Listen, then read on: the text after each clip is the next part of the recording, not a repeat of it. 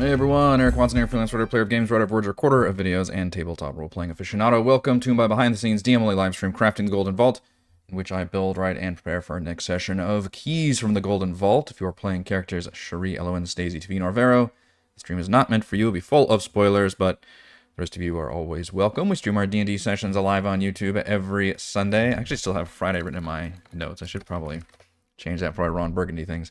You can join our official Discord server with invite link in the description below. If you'd like to support the channel, please check out patreon.com/RogueWatson. You can also support the channel by shopping for your tabletop games, CCGs, miniatures, RPG supplies, and more at our sponsor, Noble Night Games, using my affiliate link. For our campaign, we use Roll20 for streaming. I use OBS Studio. We're officially talking about our next module in Keys from the Golden Vault, which means we're not doing session 23, right? We just did 23. I think. Are we on 24 now? I need to update that. Let's update it. 24. All right. We're talking about Masterpiece Imbroglio. I'm going to try to work on pronouncing that correctly so I don't sound like a complete dumbass. Masterpiece Imbroglio, which was not on my list of... it was not in the top half of the ranking adventures, so I don't particularly like this module.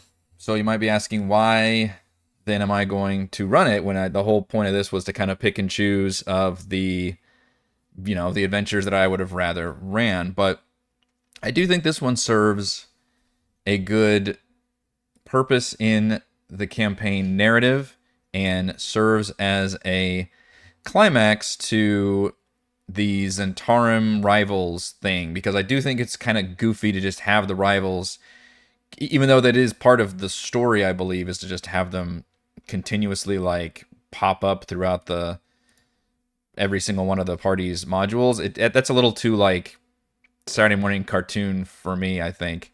It makes more sense that the rivals are, operating in and around of Waterdeep, and so as long as the party is doing missions in and around Waterdeep, then they're having to run into the Zentarum rivals. But I believe this is going to be the last time that they actually have one of those missions, which makes sense because we're at this point, they're level 6, I believe, so transitioning or have transitioned into tier 2, and they will be going off to do grander things. I mean, we just went down to the Underdark, so that certainly counts as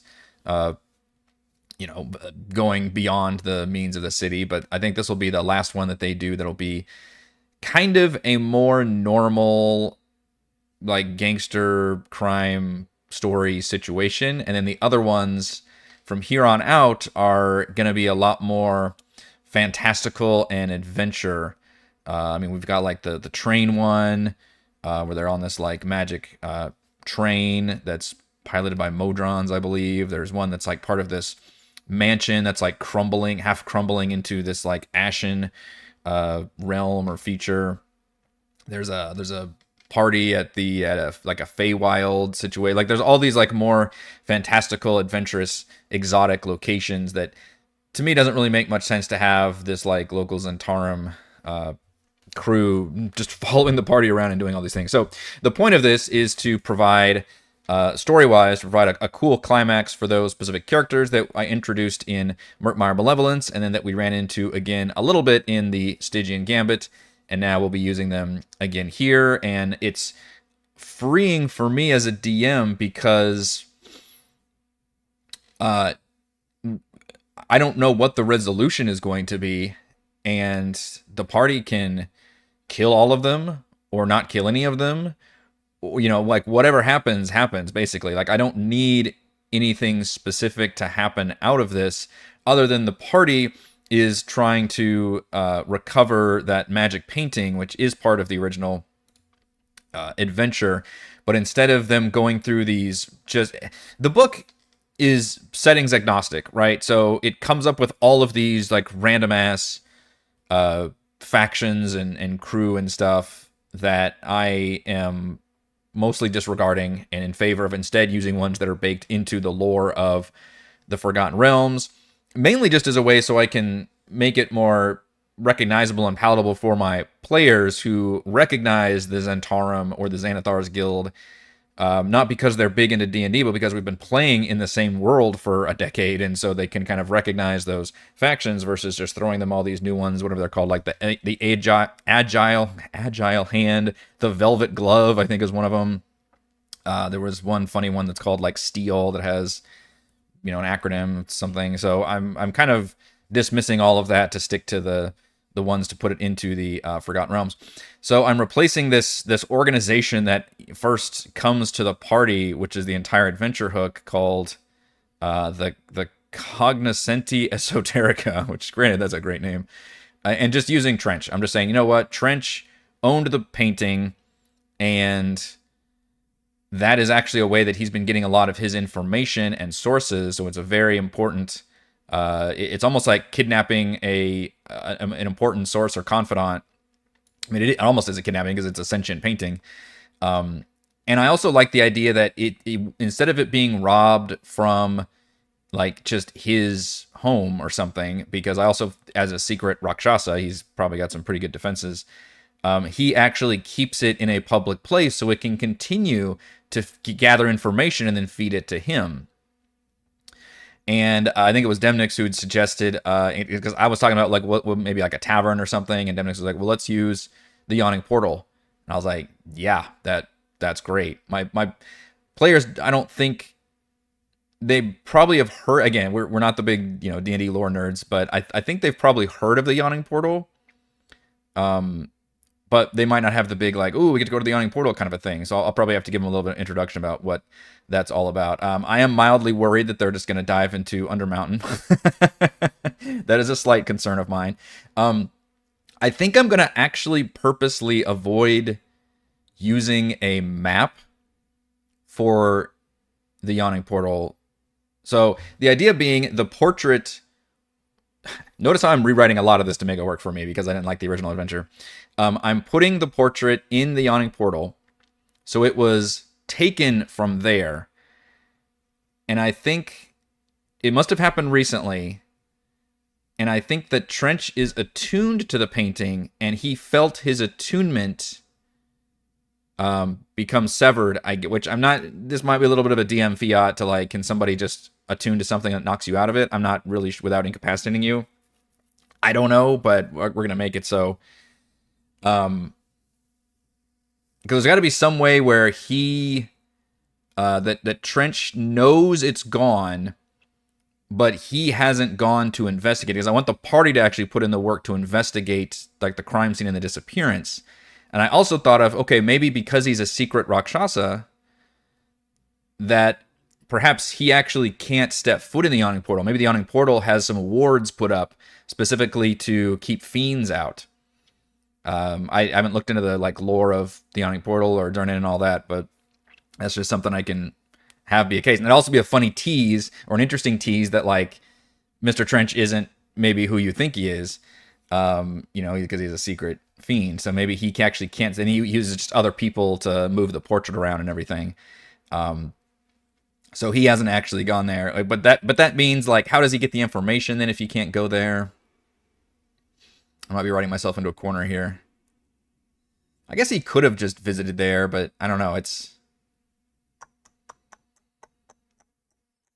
Or the other thing I could do is drop the whole attunement thing, because weirdly, the actual magic item says that it does require attunement, but as far as I know, the attunement is only that it can guard the location and that it can then cast magic missile. The whole point about it collecting information and just telling people doesn't seem to have anything to do with the attunement. The attunement is only like you can direct it to cast magic missile at enemies, which of all the spells a painting could do, that feels like the most boring. Like surely like a painting could do like a suggestion spell or Crown of Madness or some kind of psychic, like way more interesting, some kind of charming feature, hypnotic pattern, like anything other than just like shooting bolts out of the fucking painting is dumb. So I'm still trying to nail down, which unfortunately I need to nail down, the story bits of it, because the way it's written in the book is that this painting gets stolen from this organization. Let's see if it says on here. Yeah, they already know, and you get all the information because again, it's setting up the heist. It says a valuable painting has been stolen from a member of our organization. We suspect the stolen painting has magical properties and ties to the occult. And then when you go and meet the person, organization would like to hire you to retrieve a painting that was stolen from us by a thieves guild. So they already know all the information, and they've actually captured one of the thieves who stole it. He was captured during the theft. There's no information about the theft itself. And it has useful information about the Agile Hand and its headquarters. And basically you can get all the information that you would get from, casing the joint or something from this guy who gives you everything you need to know. So that all feels, again, like too easy, too upfront, especially for the level the party's at now. Which, by the way, this is, I believe, another level 5 adventure. I think there's 2 level 5 adventures in Keeps in the Golden Vault. I believe Talkworth's and this one are both 5th level. So I probably need to scale this one up a little bit anyway. So I'm trying to preface all this by including the investigation part of the theft because I think that would be interesting and something that we haven't tackled yet. I'm just trying to work out the kinks. I actually know how I think I've worked out how the theft happened. I just need to figure out basically how recent it happened and why Trench knows about it, and has Trench actually gone to the Yawning Portal to see that it happened, in which case, why didn't he just do the investigation? I'm trying to figure out, like, why would he, if it's such an important thing, why has he been waiting for the players to come back? So it's got to be very recent that this happened. I could still work with the attunement idea. What ended up happening was the Zentarum rivals, all 5 of them that are in, I think there's actually 6 in the book. We're using 5 of them. The 5 we introduced in Murkmire, and then a couple of them in Stygian Gambit. Their job was to take this painting. They've learned about it, and they're taking it for their organization. And thankfully, Yawning Portal is home to a lot of adventurers coming and going. And they had some of their team go down into Undermountain. The entrance is right there. They paid for the lift. And my thought process is that the mage carried an elemental gem, broke the gem, and summoned the elemental. They waited a while. They waited like maybe an hour or 2. And then they came back up the lift, but they came up in a hurry saying, oh, it's right behind us, right behind us. Basically setting off this whole fake, like, oh, there's a monster chasing us thing. And brings an elemental up, maybe an air elemental, that just starts wreaking havoc and basically causing a big distraction. And it's during that distraction that the other half of the team then steals the painting. So that's what the party can get from learning the fact that there was this big attack, and that they can maybe piece 2 and 2 because the party's already familiar with these rivals. And then also I was going to put at least one bar fight complication in there. Actually inspired by the very opening moment of Waterdeep Dragon Heist, which starts off with a bar fight between 2 factions. In this case, it would be just a faction. Probably the Xanathars, like, trying to pick a fight. I actually thought that it would be fun if they mistakenly thought Stacey was Yagra from Dragon Heist, and so they thought she was in Tarum. So they fight with them. Or maybe even like, I don't know if she'd be in Tarum though. Because it's like, why didn't they deal with the others in Tarum crew? And then also that the Grinky person, who is the person that they get the information from in the book, maybe somebody with the highest perception or whatever can just see this guy like tiptoeing out of the back of the tavern and running. And now, if anybody wants to, they can chase that character, and we can do a little bit of an urban chase sequence. And if they capture that guy, then we can, or catch up to that guy, then we can go ahead with this, like, what Grinky knows section and get some information. And he's like kind of a low-ranking member of the Zentarum, then they can get a bunch of information from. If they can't get to him, then the party should still recognize and maybe find some information in the tavern itself, or even down at the bottom of Undermountain. They can find like the remains of the elemental gem, for example. And then I also, again, inspired by, I believe, Waterdeep Dragon Heist, or maybe Dungeon of the Mad Mage. I forgot where I got this one from. I've been perusing both of those. there is a bard named Three Strings who pretends to be kind of a mediocre bard, but he's really a harper.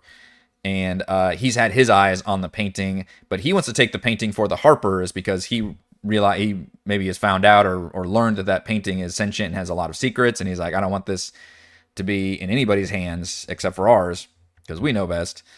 And so he's been watching it very carefully. So he does witness these events and realizes that it goes missing, and he kind of saw everything that went down. But interestingly enough, he doesn't necessarily want to trust the party.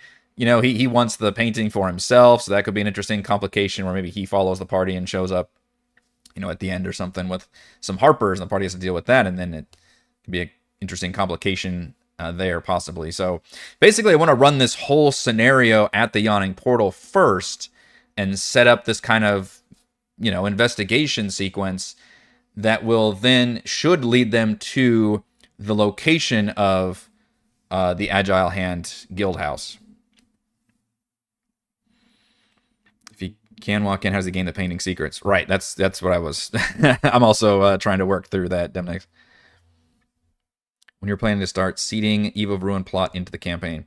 So that's an excellent question. Sorry, I'm catching up on the chat. Sylvan.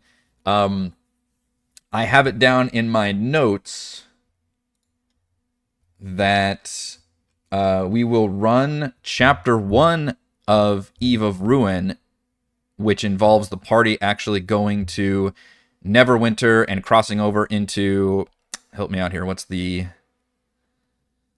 evil undead mirror version, whatever, that they go into, and they have to end up rescuing nobles from this Vecna cult, and that ends up they getting marked by Vecna, and then we can start doing some kind of creepy stuff from there. So that's the big catalyst. So again, Vecna Eve of Ruin's not until a high level campaign, and there is that one lower level one called Nest of the Eldritch Eye, which has a cool map, but really the story and things I just couldn't make it work for this particular campaign. It didn't feel very heisty or anything. But I have it in my notes that we would run chapter 1 when they reach level 9, which feels pretty high. But again, Vecna Eve of Ruin is a high-level campaign. It didn't really start to level 12. By running at level 9, we can still run 3 more heists after that, which is Palisade Hall, Affair on the Concordant Express, and the Fire and Ash one, which Fire and Ash is where they end up getting the Book of Vile Darkness, which is the big one that will really transition them to Eve of Ruin. So I will still insert the first chapter of Eve of Ruin about 2/3 of the way through this campaign. So that's kind of how I'm going to seed it. But until then, I don't think we're going to do anything until that particular chapter. So after we finish this one, we'll have 2 more heists, which is Heart of Ashes and Shard of the Accursed. And then my plan is to do Never Death, thank you. Then my plan is to transition to Eve of Ruin after that. Sentient Painting needs to cast Color Spray. Oh, that's clever. The attunement is to become the recipient of the secrets. Right, that's what I was thinking. And Trench knows the painting was stolen because the attunement was severed by the rival's spellcaster. Yes. I think that was all the idea I was going with. Then you can do the whole he can't go in because Fiend. Oh, I see what you're saying. So he doesn't have to physically be there. As long as he's attuned to it, he can just maybe like telepathically get information. Yeah, I could see that if they think to ask. Yawning Portal has safeguards that reveal shape-shifting. That's actually probably better. Yeah, because I don't know if you can make... I guess you could consecrate an area or something that makes it so fiends can't enter or something. But, because I don't know, is he actually shape-shifting or is he just casting, like, Disguise Self? That's the thing. Or does that count as shape-shifting? Also, how do you spell Rakshasa? I always forget. Is it Rakshasa or Rakshasa? Is it even R-A-K? Let's see. Don't know how to spell you. A creature that, despite my decade of playing D&D, I don't think we've ever used before. Rakshasa. I think. Nope, shit. Rakshasa. Damn it. Okay. Rakshasa. Let's see. Call you Shasa. Um, yeah, they have the disguise self spell, but I guess if that counts as shapeshifting, then that should reveal it. Thank you. Yeah. It is a fiend in disguise. This is Mr. Trench. Cast fly, invisibility, major image, plane shift, and at will detect thoughts and disguise self. What an amazing detective. And detect magic.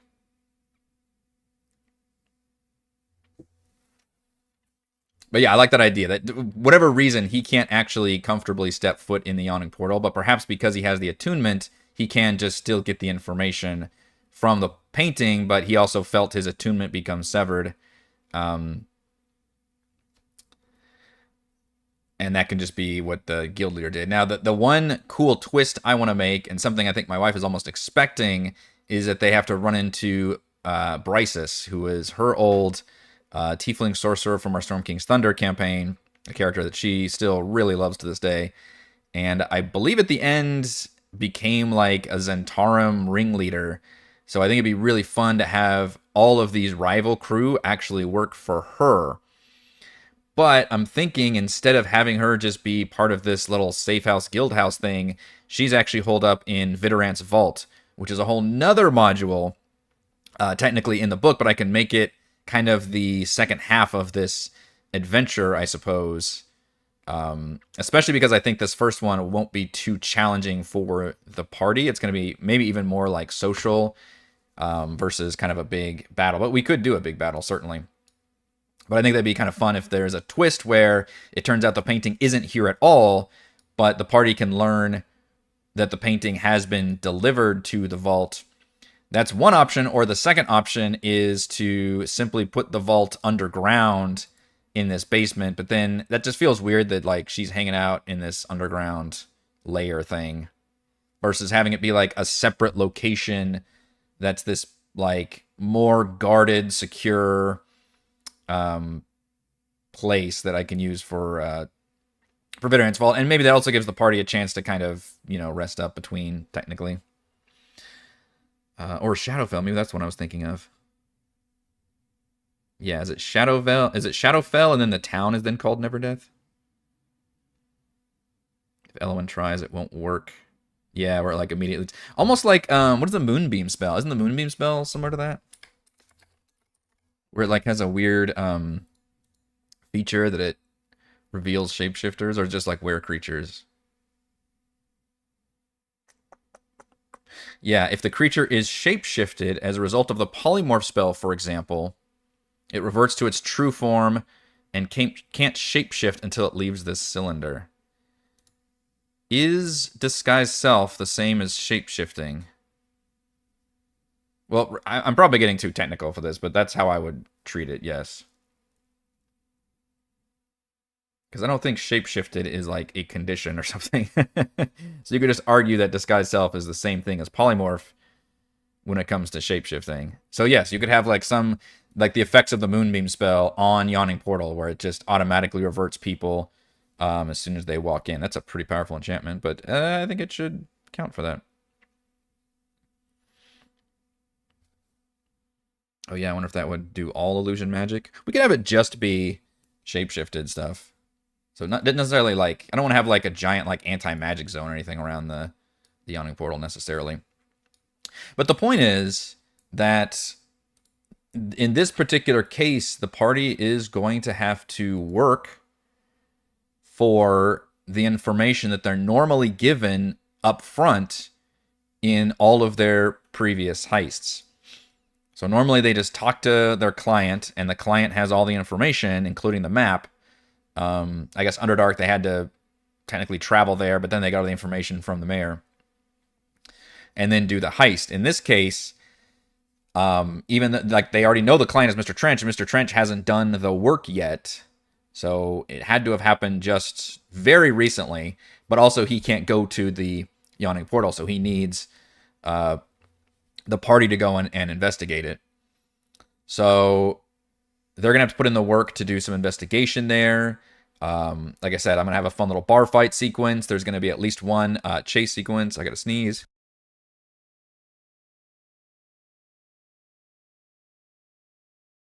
Spring has sprung.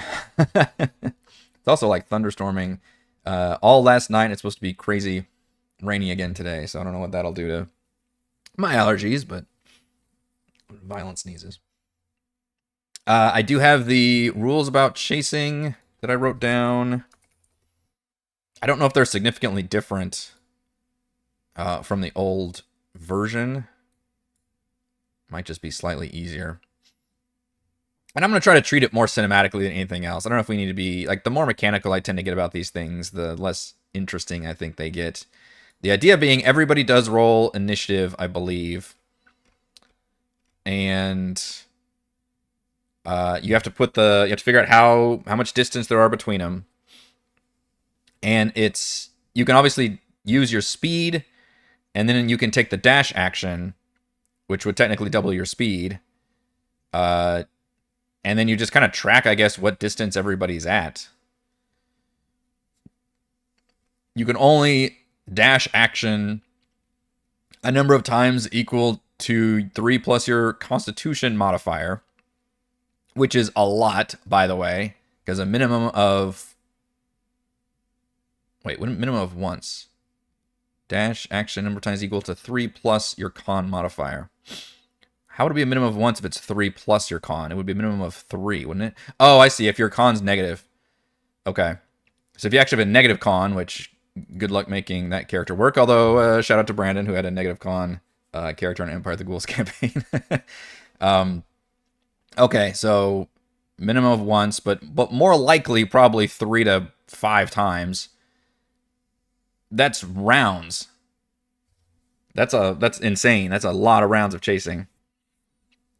Beyond that, then each additional dash action you can still do, but you only have to succeed on a DC 10 con save, or you do take an exhaustion level.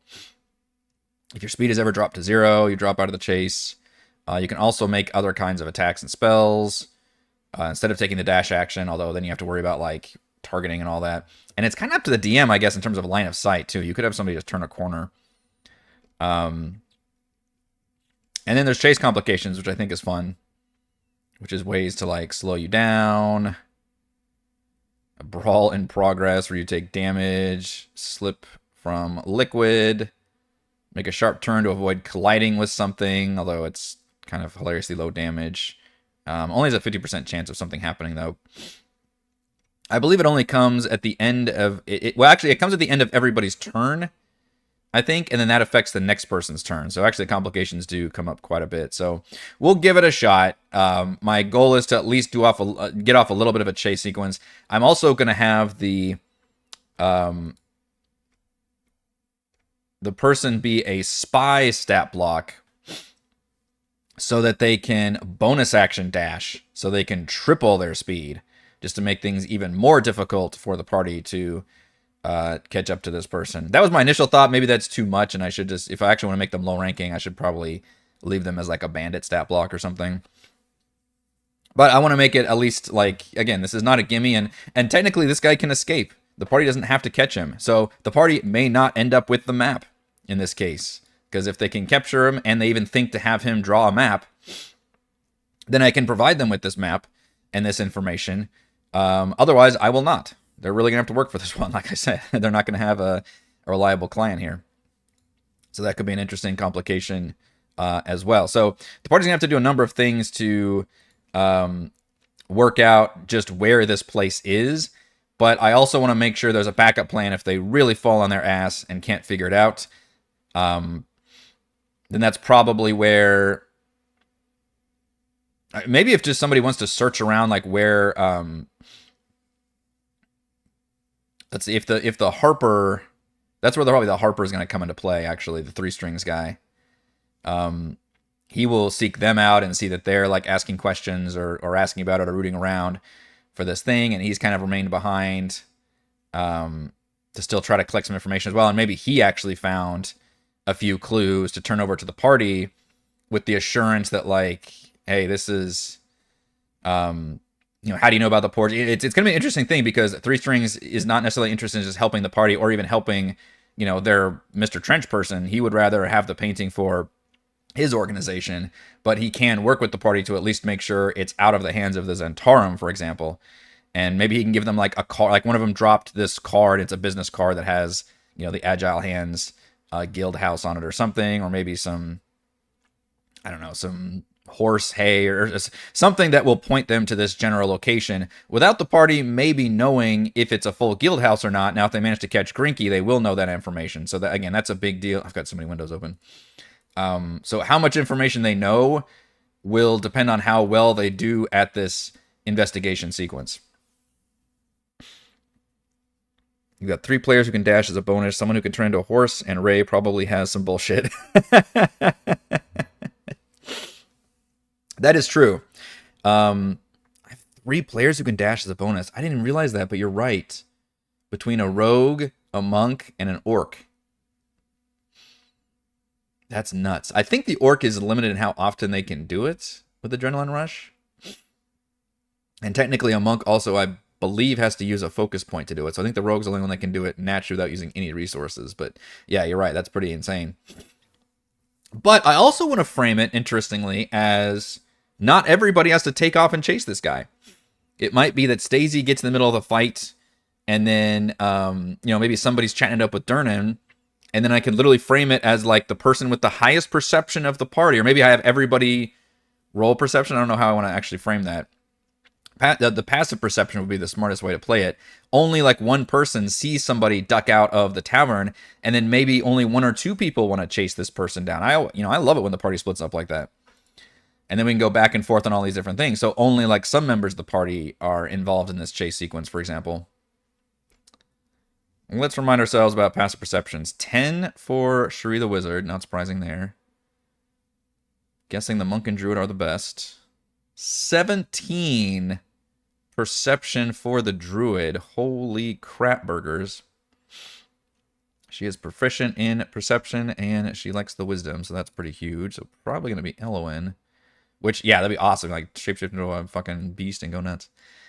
Stacey only has a 10. Wow, it's feast or famine so far. Tavine as a monk should have decent. Actually, his wisdom is only okay. That's right, his intelligence is now higher than his wisdom. I did think that was very odd that he picked the headband of intellect, but he wanted to shore up that weakness. Very smart monk now. He's got a 15 perception, which is good. And then Vero has a 16. Wow. Okay. So 2 of them do not see anything. The others are all pretty good. But I could say it's just the highest perception, or I could make it that anybody above like a 15. So it'd be like 3 of them saw. But I'll probably do like the highest one. So Elowen, you notice somebody like bumping into somebody wearing like a very like, cloak, dark cloak. They're kind of bumping into somebody who kind of snarls at them, and then they rush out of the back. And that's interesting, whether they comment on other people and say that, or if they immediately take off and try to rush after them, that's going to also determine like starting order of the chase sequence. So they may just let that person go. And that's just, like I said, that's a pretty big consequence. Vero's nets and caltrops finally come into play. Oh, monks no longer need to use focus, only if they do with disengage. Wow. Yeah. I keep forgetting about the new things they modified for monks. How they let them do a lot of those things for free, and then only if you do like, so what is that, Step on the Wind?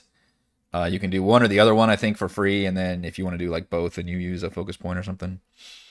As if monks don't get shit tons of focus points all the time on every short rest. I love a monk, don't get me wrong. I love short rest classes in general versus trying to maintain the long rest things. So the other major change I'm doing for, one of the big major changes, I should say, that I'm doing for this entire scenario is I'm going with the concept of the stables and livery being a functioning business that the Zentarum owns and operates, and that they operate out of for a little guild house. But it's a legitimate business, basically, and it's kind of a front, basically. Which in the book is extremely confusing, because they even have somebody renting a room upstairs. I checked on this. They have somebody renting a room upstairs, and yet the whole place is like boarded up and closed. There's a huge, I think it's a huge mistake, honestly, that was made in this module. Like, they either had to go one way or the other. Either this place is shut down and not operating publicly, in which case it's all boarded up, but there's no like random people inside, or it is a legitimate business that's open, but maybe there are sections of it that are closed off to the public, just like any business. So that part makes a lot more sense to me, which is why I've updated this map physically. I changed all of the, first of all, I changed all the doors to windows because it was just insane looking before.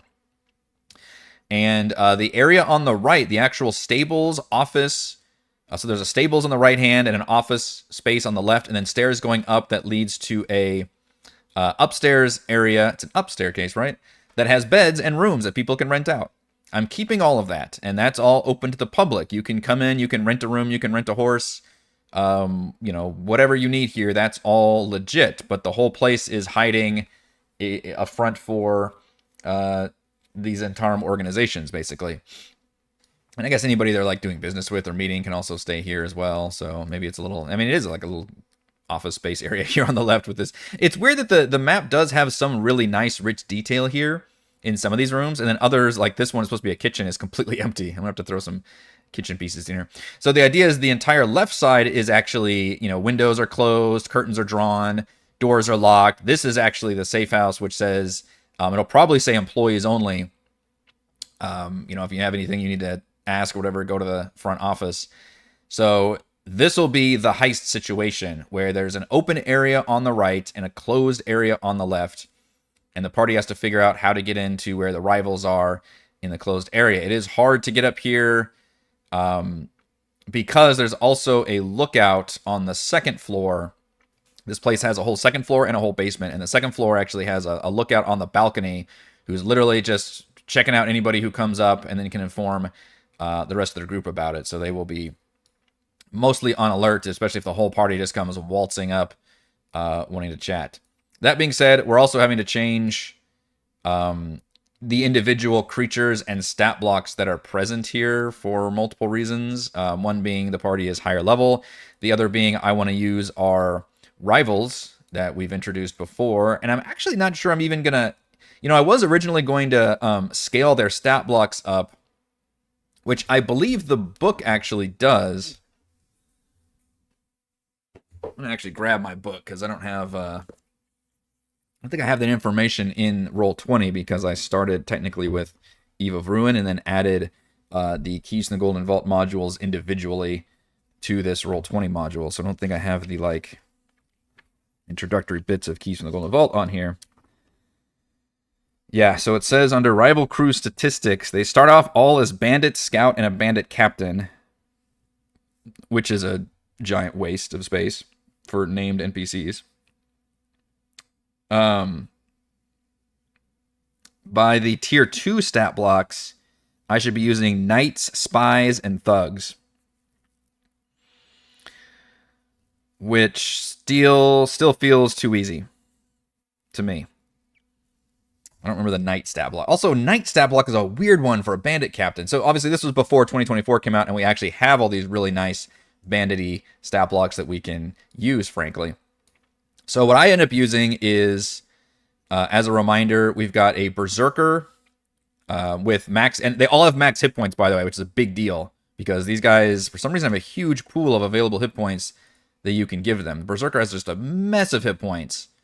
Extremely easy stat block, but just lasts forever. Kind of, honestly, might get boring, I guess, but at least when she's bloodied, she just has advantage on everything. No multi-attack, though, is kind of a bummer. We've got a Mage Apprentice. We've got a Priest Acolyte. We've got a Scout Captain, which is a very strong stat block. And then we've got the Leader, who I think is actually still a Bandit Captain, which is a little bit low for the Leader, but I may have given him a pistol, I think. I'm trying to remember. The problem is the next level up of Bandit felt a little too much, and then the book actually wants to use an Assassin as the final Guild Master. Oh no, sorry, he does have the pistol. Okay. I guess I just gave him the Cunning action, that's it. I just gave him Cunning action. which is weird. He doesn't have cunning action to begin with, but it does have multi-attack at least. But I think the higher level bandit, which I mean, there could be an argument for it, I guess, is the Deceiver. I think is that the next one up. These are new from the new 2024 book. We have Deceiver and then I think Crime Lord. So the Deceiver, it's weird they don't have all. They should all have cunning action as a default. Has over 100, well over 100 hit points. Makes 3 dagger attacks. Has a flashbang, and even has spellcasting, including a level 4 version of Hold Person. That's pretty dang powerful. And could I'd listen to arguments here. We could use that for Arlo, since this is probably the last time we're going to use him. But what's interesting here is I'm trying to balance it with the fact that like all 5 of these are fairly meaty stat blocks that would be like low-level bosses, I believe, right, in any of the encounters. But I'm putting all 5 of them together in the same situation. So I think having them all together would be a lot more challenging for the party versus having like one assassin and then a bunch of like thugs and bandits and stuff. Which that's the other thing we can change. I'm already replacing several of the bandits with spies. So I've got a spy at the office and another spy up here. And then we can use probably a combination, I guess it's tough instead of thug, of the tough stat blocks and even the bandit stat blocks to represent just random Zentarum red shirts, I guess. I think we've already got tough in here somewhere, because I'm sure I've used them before. Which the tough is subtly different, I believe. I think they lost multi-attack, but gained pack tactics. Compared to the thug, which is different. It's interesting. I think they have 1 more AC also. Also, they have range attacks. They all carry heavy crossbows. I don't think the thugs have range attacks. I still kind of like the artwork of the original thug, though, a little bit. So I may actually have that one point to the tough instead. The tough, 12 AC, don't need your name. And put bottom overlapping. So now if you shift click, yeah, it opens that one. So I'll need to figure out how to change or adapt any of the existing stat blocks that are here, because there's a lot of potential enemies. There's also a disguised Oni I don't think I want to use, and a disguised Doppelganger I don't think I want to use. I could put some, I don't know, I've got the, all of the rivals are already going to have some complexity in terms of their personalities and their abilities, for the, except for, I guess, the one Berserker lady was pretty straightforward, but I want to be leery about creating too many crazy things here. And having an Oni whose whole job is just to be their, like, rookery person to send off messages, it felt fucking weird as hell. It's an old man who's, like, using ravens to signal with other guild members. But why is that an Oni? If one of our characters interrupt the Oni, it politely asks them to leave. If they refuse, it shoos away the ravens and attacks the characters. It just feels a little too random and insane to me that this boogeyman creature would be working for the Zentarum and working in, and wouldn't. It's one thing if it was like a boss of the Zentarum, but this is just like a random like peon. Like that doesn't make any fucking sense to me. So it feels a little too random. So I'm probably gonna nuke him and just replace him with maybe like a druid stat block or something. I could use some different stat blocks. I turned the, let's see. I turned the Commoner Stable Hand into the Bandit stat block, and then I turned the Stable Master, I think that's who this is, G16. The Stable Master, Laris Draught, a stout woman in her 50s, carries the keys. I think I'm still going to use the Commoner token, but she's going to be the normal Scout stat block, probably just without a longbow. The problem with Tough is they removed the, oh yeah, they moved the multi-attack. I'm kind of okay with the Toughs not having multi-attack, though, honestly. It's interesting, because if they can get their pack tactics off, I don't know what that does. I mean, obviously, rolling multiple times is always better, but if you have pack tactics and you have advantage, it's like giving yourself, what, like a +5 or something? That's that's pretty good. And I think that would actually speed up combat if things are attacking fewer times versus attacking once for potentially more danger. That might be part of the idea there. So I'm probably going to replace the Oni in G21. G20 is just a traveling merchant who, yeah, rents the room. Like, this place has to be active. Who's just a funny, like, maybe he just has no clue about the Zentarum thing. He's just there as an NPC. Maybe somebody can take him hostage or something. I don't know. Yeah, I'll replace the Oni. There's another bandit, which we'll use... again, this I think spies instead of bandits, because spies have really good perception. That's why I want them to be the lookouts. They've got a passive perception of 20 and a perception skill of +6. I'm not sure why it's a passive of 20. That actually feels way too high. I had that problem previously with another Roll20 creature. I forgot what it was. That had like a really ridiculously high passive. And I was like, this doesn't make sense mechanically why I would have that. I'm pretty sure if I looked up the spy, it does not have a 20. But regardless, they're definitely more perceptive than a bandit. That's under the open area. Now, you could technically maybe distract the guy at the desk and make your way upstairs and deal with people up there, although the rooms should all be locked for the most part. The way to get to the rivals in the west half, you have two choices, basically. You can either just try to enter one of the doors or windows, I guess, all of which are locked in the west side, or you can take the tunnel, which is an interesting basement below the stables that's supposed to be hidden, even though there's fucking sealed windows here. I'm going to have them be super boarded up. And the basement is like a training grounds for thieves. So you end up going through this little fun gauntlet of, like, I don't know, a pond with fish in it. I think you have to get a key from there and swim under the pond to come up in a trap door. And then there's like animated skeletons that shoot at you. It's supposed to be this big like training sequence, secret doors and all this shit. And then you make it through all of that, and then you get to a storage area, and then that leads up to a trap door in this guild hall, which I think could be the perfect way to really get the jump on these guys if you do it, although it's a very hard way to go. And if they don't get the information from Grinky, I don't know if they would ever figure out that option is even there. Versus what will probably happen is we'll skip all that, even though it's really cool, and Vera will just climb up a fucking, back window or something and break in that way. But that's still only Vera. It doesn't help the other party necessarily.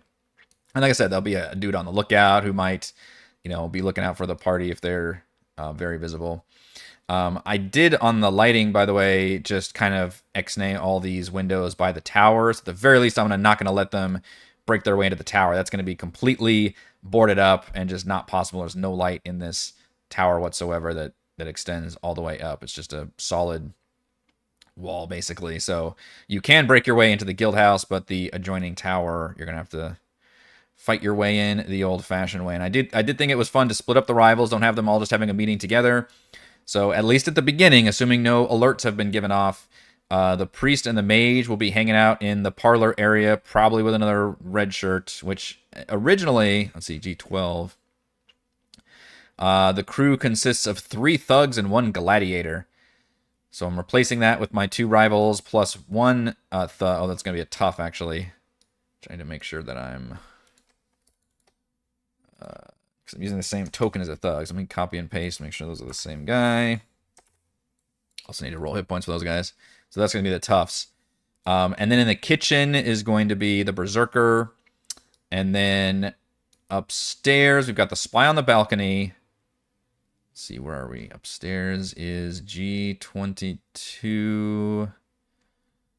So 23 has a bandit captain called Elix the Saint. There's actually multiple bandit captains in here. And he's the one that the party can actually find outside and can shake down and get the information.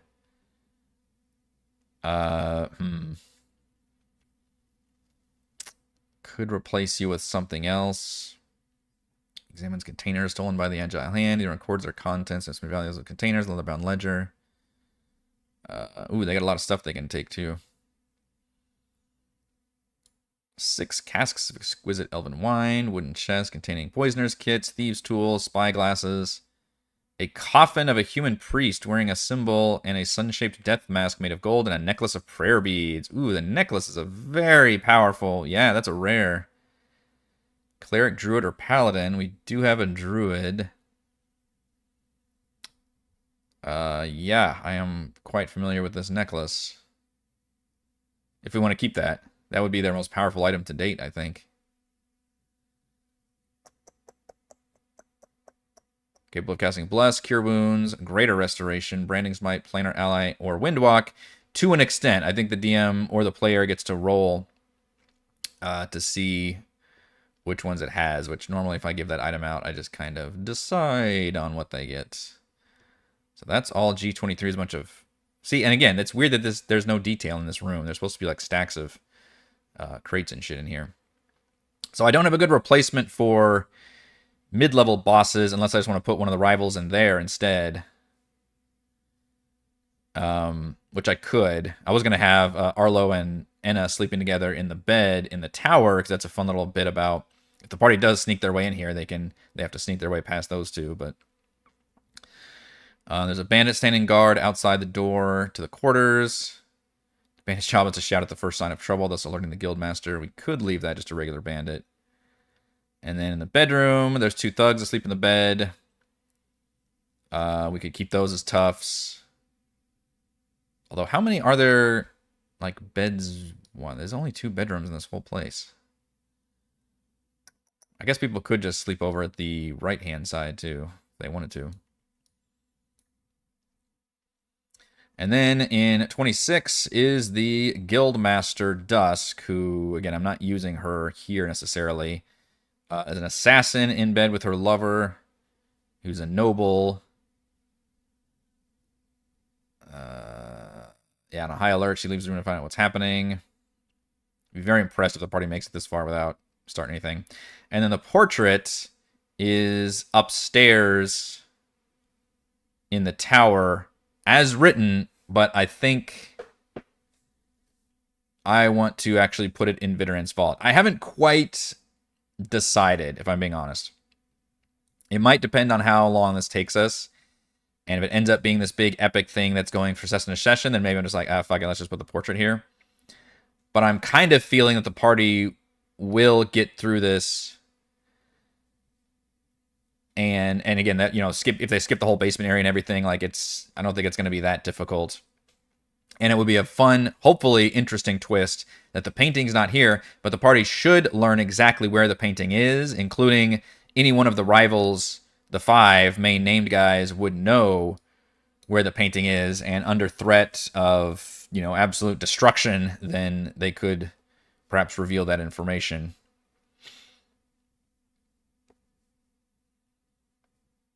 There's a trap in the room, canisters of poisonous gases hidden in the wall behind the painting. Which I could just have the trap be somewhere else, maybe just upstairs in general.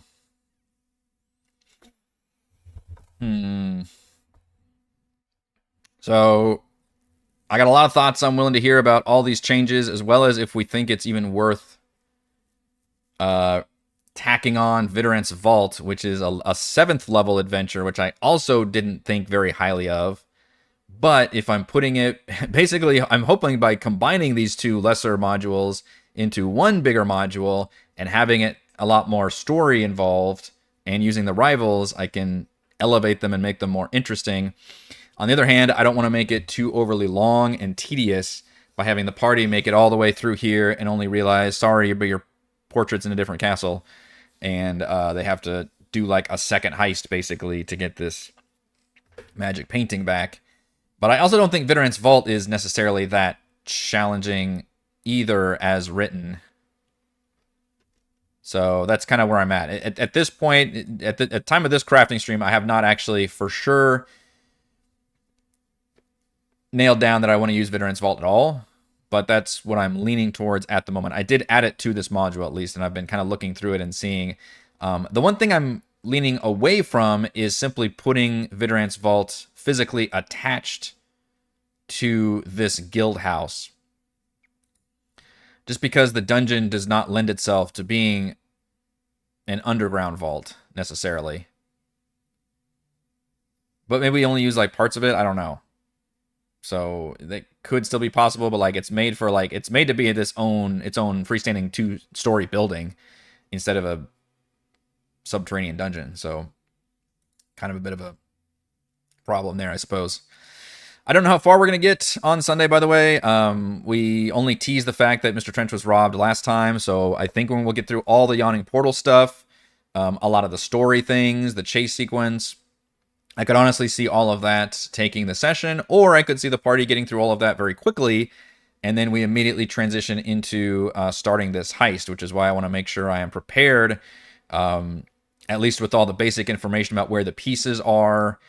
This is kind of like the other heist where it's like I got to have everything prepped because I'm not exactly sure where the party, how the party's going to tackle this. Essentially, they could immediately start stealthing and just try to break into this left side and do all that. So I have to make sure all that stuff is in the right place for that, and make sure I've got all the enemies that I want to have in there as well, and make sure that the party will know that this is the next step of their investigation to come here.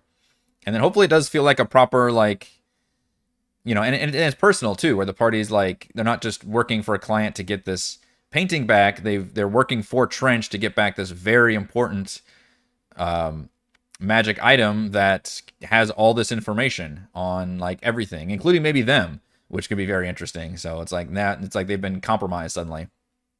So that puts hopefully some more urgency in the situation.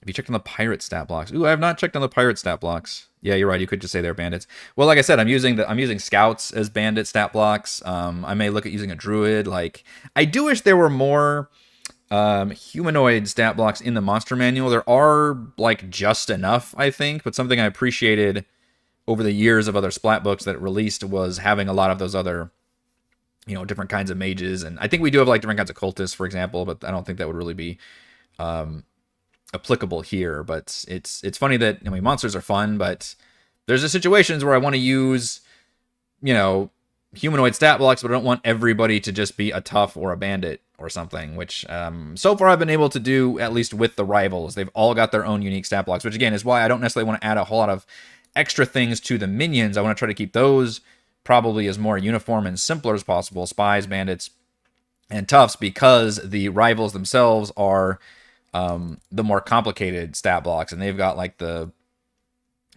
priest acolyte stat blocks and mage apprentice and scout captains and whatever. They've all got unique things and powers that they can unfold. And like I said, they can totally all die here. They can get captured. Like, whatever happens.